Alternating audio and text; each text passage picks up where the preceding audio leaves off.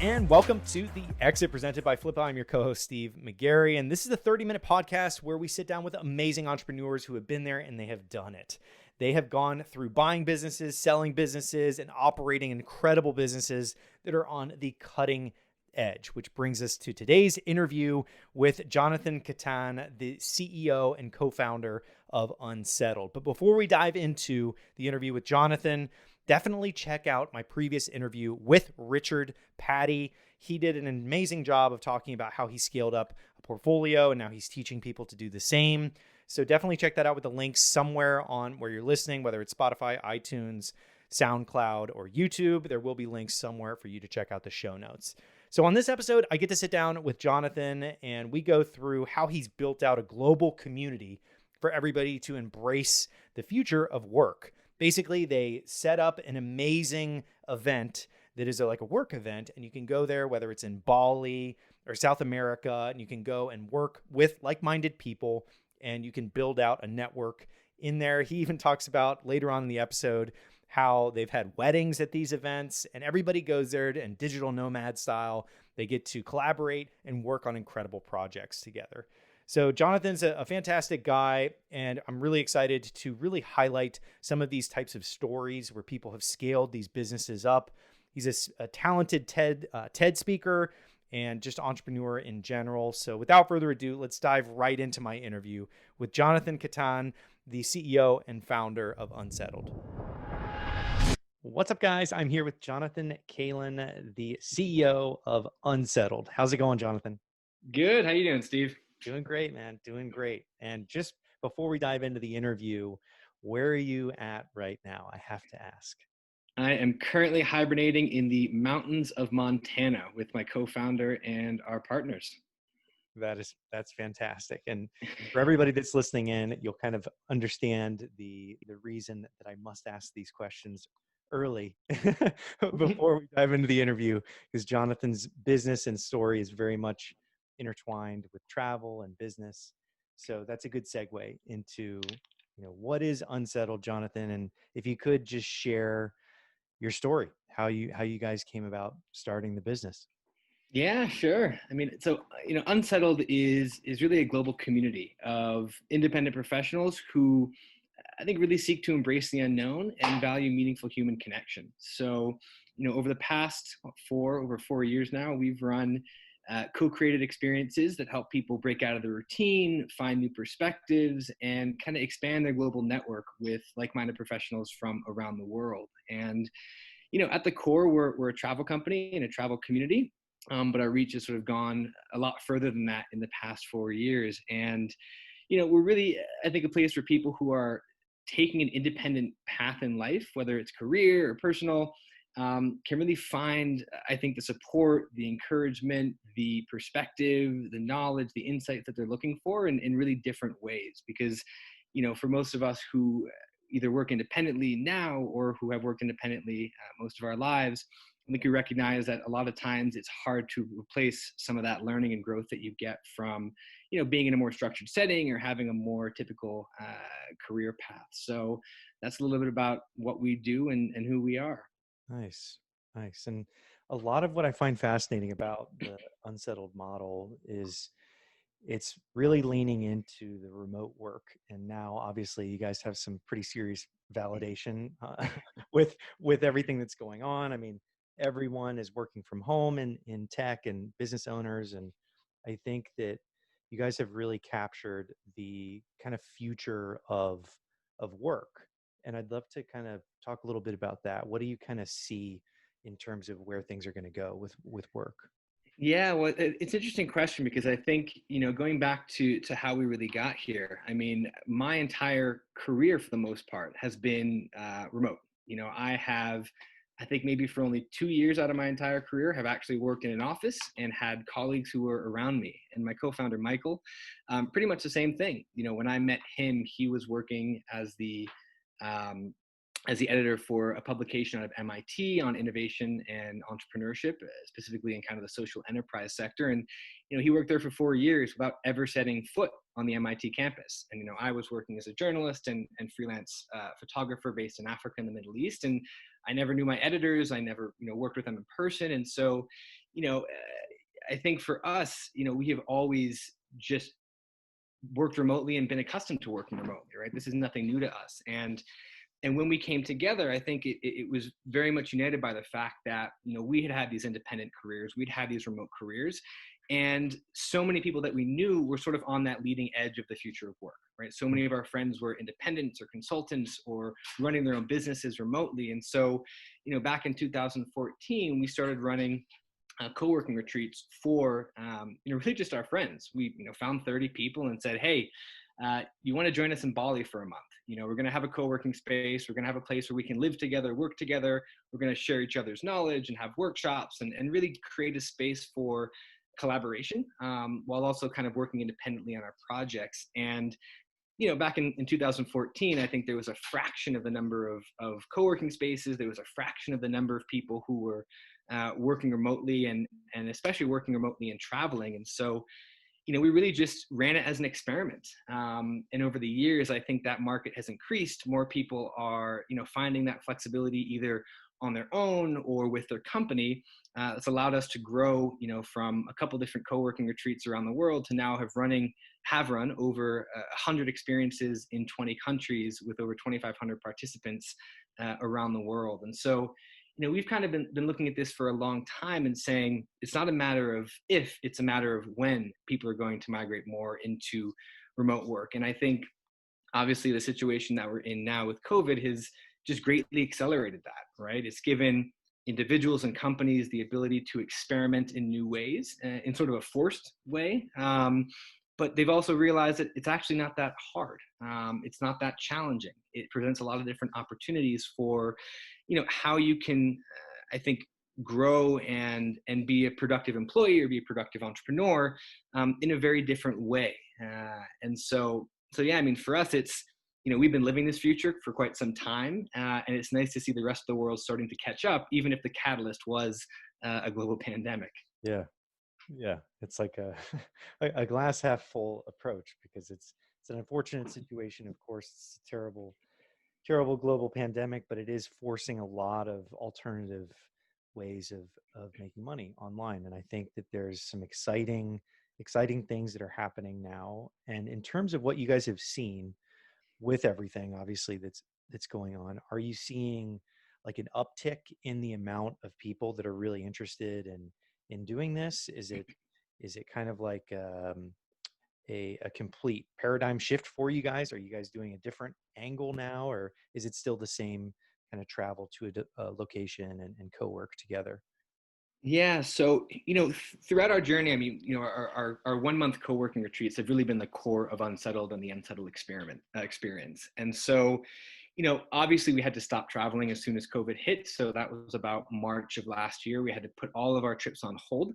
But interestingly enough, what we found through this journey is a lot of people who had been joining us up until that point were people who were actually kind of dipping their toes in the water. So they were coming on an Unsettled experience to test out working remotely, or use that time to figure out how to design their business and their lifestyle to be what they wanted it to be. So they were kind of escaping that structure, escaping that corporate setting, and going off and setting out to create their own business or go freelance or just try something different that just allowed them ultimately to live the lifestyle that they wanted. And so even before COVID, we had actually been developing online programs where, it was really, we call it the Lifestyle Incubator, and it's a 4-week virtual retreat that helps people really design their life in a different way and design their career in a way that matches their lifestyle. So, for us, I think Unsettled is very much about taking that first step and taking that leap towards, designing your career around your lifestyle to enable you to have that freedom, that mobility, that independence, and that flexibility. And so even though we stopped traveling, our online programs have definitely seen an incredible rise. I think interest in Unsettled in general right now, we've got a lot of inquiries of people saying, hey, when are you guys going to go traveling again? And so I think, we know that once things are, I think, I don't want to say back to normal, but are at a level where we feel safe to bring a group of 20 or 30 people to Bali or Buenos Aires, there's going to be a huge market demand there for people who not only have used COVID as a chance to redefine their career and redefine how they're working, but also who really, recognize that, now is the time to go out and experiment with that lifestyle, because it's just becoming so much more acceptable and so much more normal to work remotely. And, if you're able to manage time zones and your own schedule, there's no reason you can't do that work from, Bali or Tuscany or, any one of our destinations. Got it. Got it. And in terms of like, I guess shifting gears for all of the entrepreneurs out there that are interested in the operational side of things, when you guys are, based in Montana and you're scheduling a event, a co-working event where people can travel from wherever after all this is kind of blown over, let's say for mid next year, you guys are planning an event. Can you walk us through what that process is like for you guys? Is it you're getting on the phone with 30 people, or are you doing emails out to people and then are you booking a whole like commercial building, or is it like, I know Bali is probably like a mansion of some kind, but what is that process kind of like for you guys? Yeah, so we, over the years, we've set up really good relationships in the 20 destinations in which we run retreats in, and that's taken a lot of time, to build out, um, local partners, local accommodations, the different experiences, because we, aside from the accommodations which we partner with, and we generally do find really amazing villas or houses or, places that you'd want to call home. We don't rent, an apartment building or a standard chain hotel.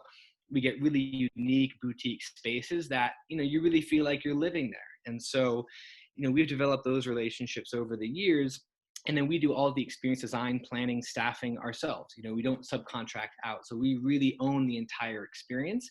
And so we have teams all over the world. We have people in Bali, we have people in Cape Town, people in all of our locations.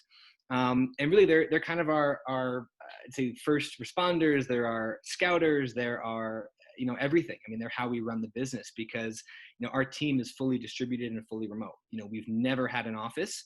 My co-founder and I are generally unsettled on the road, as is most of our team. Our experienced leaders are on the road and kind of hopping between locations and running experiences. And so, for us, we really, we've built this sort of operational capacity where we've got really strong systems in place to build and launch and design experiences anywhere. That said, it's still a lot of work every time we do put forth a new experience. And, the process is, once somebody signs up to join us, we have an interview, because it is a curated community. And once we've got, generally about 20 or 30 people, we do a welcome call over Zoom, which is a way to get people introduced to each other, to understand the experience, to prepare them for what's to come. And then, ultimately they meet us in wherever destination they're going to, and we've got everything set up. We've got the accommodations, we've got events, we've got dinners, we've got experiences, we've got a full-time team on the ground, we've got a full-time co-working space. And so, it is a lot of logistics that takes a while to build out. But running it remotely, honestly, has not been a challenge. We really don't know another way to do it. It's sort of us living the lifestyle of the brand. The Mhm. fact that we have experiences allows our team to connect, all over the world. So I've seen our team members in, 10 different countries. Some team members I've never actually met before, even after 2 years, 3 years of working with them. So, it's something that, I think we put a lot of time and effort into how we plan and execute experiences, but there's a formula to it, that we've just developed over time that allows us to do that pretty smoothly with a remote team. Right on, right on. I love the start with, embodying the vision of the company and doing it remotely yourself and having everybody distributed about. I really like that.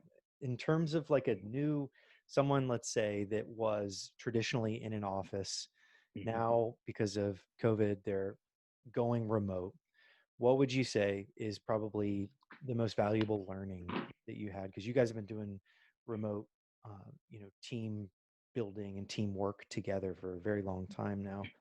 What kind of, I guess, tips would you suggest to someone that's brand new to it, where it's trial by fire? They're jumping in and Yeah. they're like, okay, I have to learn how the tools and everything, that I have to be a remote worker now. What would you say would be the best first kind of steps for somebody? Well, it starts with being intentional. I think anybody who's transitioning to remote work now has a a really incredible opportunity of how to be more intentional with their work, right? I think depending on obviously the company that you're working for and scheduling and so on, it does give you a sense of freedom to set your own schedule in a different way. You're reducing a commute, you're reducing having to be in the office, you're able to create your own environment, you're able to, I think, work in a way that is more obviously more independent, but that also means that you have more control over how you work. So, intentional with your routine, intentional with how do you separate life and work. It becomes a lot harder when your home is your office and your office is your home. So I think the key is taking a really intentional approach to thinking about, what are the parts of the office that you want to leave behind, and what are the parts of the office that you might want to continue, right? What type of structures and things do you want to really build for yourself? And whether that's, starting a little bit later and taking time to exercise, or taking an hour or two in the middle of the day to go for a walk, or finding ways to connect with your colleagues, outside of just office hours, right? Because you're not going to be bumping into them in the corridors anymore. So, I think, again, for me, it just comes down to being more intentional about how you're designing that, because the technology is all there. We all know how to use Zoom, we all know how to use Slack, the tools are there. But what isn't there is, I think, that roadmap for how to stay inspired, personally, how to stay productive personally, how to keep yourself, um, how to keep momentum in your life, and create, number one, the separation between, your work and your life, but number two, how to just work better and work more smart. Mhm. And so I think just taking the time to think about that and what it means, as opposed to just diving right into it and almost getting lost in the chaos that is, I think, many companies trying to adapt to working remotely very quickly. Yeah, because now it's kind of a conditional thing, right? Like it's they've been pushed into it now, and they got to kind of learn. So, would you say that your lifestyle shifting course is that is that going to help usher people towards the direction of remote work? And if so, what's been kind of the bottleneck? Like, what is obviously intention is very important, and being intentional and optimizing your time and really around your lifestyle. What do you think is, for somebody that's used to going to an office, having people around them, what would you say from your experience with the course that you guys have has been your learnings around what's holding people back from this shift of mindset Mhm. around work? I would say the biggest thing that we've seen is a supportive community. More than anything else, I think finding people who are on a similar path, um, or finding people who share a similar mindset. I think it's very easy when you're, working in a bubble, whether it's, where you live or the company you're working for, to not have that perspective that there are other ways to work, that there are other ways to live. And, what we've seen time and time again, and why we call Unsettled a community more than anything else, is that having that supportive community of people who are going through a similar experience, or who have been through a similar experience, is extremely powerful. Being able to expand your network and have those vulnerable conversations about the challenges that you're facing, or the fears that you have, or the unknowns that still exist, that is really powerful. And we've seen it over and over again as being a catalyst for people to really begin to make significant changes in their life. And so, part of what we do at Unsettled is really bring people together who are asking those bigger questions, who are seeking, either an unconventional approach to their life or their career, or thinking about fundamentally shaking something up, and, running experiences that allow them to, yes, both learn through curriculum and content and workshops that we do, but also simply open up space for conversations that allow you to be vulnerable about the challenges that you're facing. And I think that's something missing in the conversation about the future of work today is, where do we find community? Where do we have those serendipitous encounters with people that, we may have never interacted with before? And I think that's definitely a catalyst for change for a lot of our community, and us as well. Yeah, well said about the community. I think that that's such a lot of the tones around Unsettled. When I remember hearing about it from our mutual good friend David Phillips. He told me about you guys, and I did some research on it. And I had done Startup Weekend years and years ago, probably 2010 or something like that. And it it was that communal effort, and you have like this melting pot of all these skills that people have, designers, developers, salespeople, marketers, all these different skill sets, and putting them all into a room or an area and allowing them to collaborate together on things. Do you guys see a lot of, you know, collaboration when you guys are at these retreats? You have all these different entrepreneurs and people working on projects remotely. Is there ever like a moment where, a designer for one project leans over to a marketer on another project and says like, hey, I think you need to do this. And do you see some of that collaboration? All the time. I mean, Unsettled is built, as a community of co-creation and collaboration. And so that actually is very much the point of a lot of the experiences that we run, is to connect people from different backgrounds and expertise and perspectives and countries to really share their expertise. In each of our in-person experiences, I'd say about half of the content, the workshops and sessions that we do are run by the community. So you may have an expert in astrology who runs an astrology 101. You may have an expert in personal branding who runs a personal branding workshop. So the idea is that, everybody has something valuable to contribute.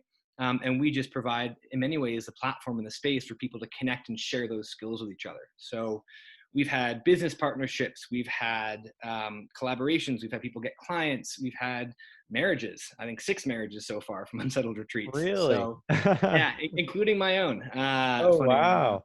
So That's it's awesome. it is really designed around bringing people together to share in those skills and to share in that life journey. And we've actually launched, depending on when this comes out, for us today, it's tomorrow, we're launching something called the Global Passport Community. And it is a virtual experience, kind of a virtual headquarters, to replace that connection that we're missing, that serendipity, that sense of discovery, that sense of growth, to bring our community and an expanded community together in a virtual environment where, we are co-creating, we are hosting workshops and community contributions for each other. We are hosting speakers and talks and lectures.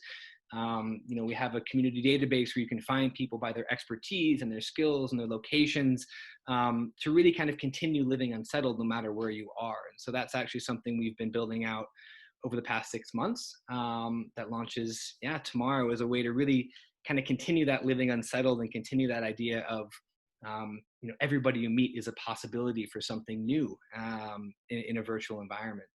Very cool. Very cool. So can you talk a little bit more about that in terms of, would it be like a call like this? Is there going to be like a dozen people on a call like this and then we can all connect? What does that look like, the passport? Yeah, so the Unsettled Global Passport it's built around 3 things: connection, discovery, and growth. And for connection, it's obvious. In a time of less travel, where are those opportunities to serendipitously meet people from around the world, have meaningful conversations, find mentors, friends, peers, collaborators around the world. And so, we host various sessions, really interactive conversations on Zoom, really structured and facilitated ways to kind of speed friend and meet people from around the world in the community. And then obviously a database to kind of go and follow up with them afterwards, along with a 24/7 Slack community where people are, posting questions, challenges, different groups, different themes, different topics. And so really curating conversations on a monthly basis. For Discover, we've got, discovery of different themes and topics. We've got guest speakers coming in, really with the idea of expanding your mind into things that you wouldn't have come across that could impact your life, your work, your business. This month's theme, we pick a theme each month, is the power of play, and how play kind of inspires us to be more innovative or creative in our lives. And so we're having a bunch of really incredible speakers come in and talk about the power of play in life and business.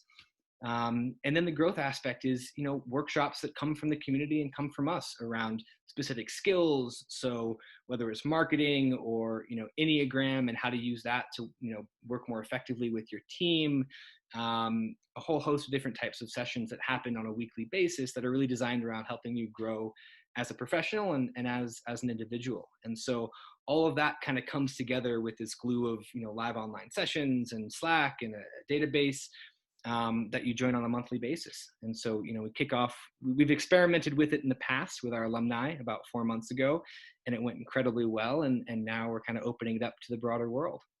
Cool. Very cool. Very cool. Well, I was going to ask, what's coming, but clearly that's that's coming for Unsettled. Yeah. And I think the final kind of question is where can people go and learn more about you guys, and where do you want people to go and learn more? Yeah, well, you can always hop over to our website, which is beunsettled.co, beunsettled.co, or be unsettled as a handle on most social platforms. And you can always drop me a line at Kalan at beunsettled.co and say hello. But yeah, we'd love to invite everybody to come and check us out and, join us virtually for now. And once we're able to start hitting the road again, to join us for one of our experiences around the world.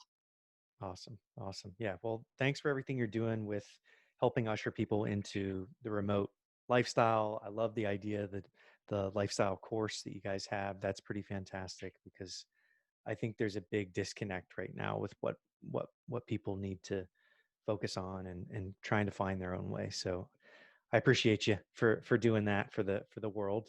But thanks so much for coming on the show again, Jonathan. Yeah, it was my pleasure. Thanks for having me.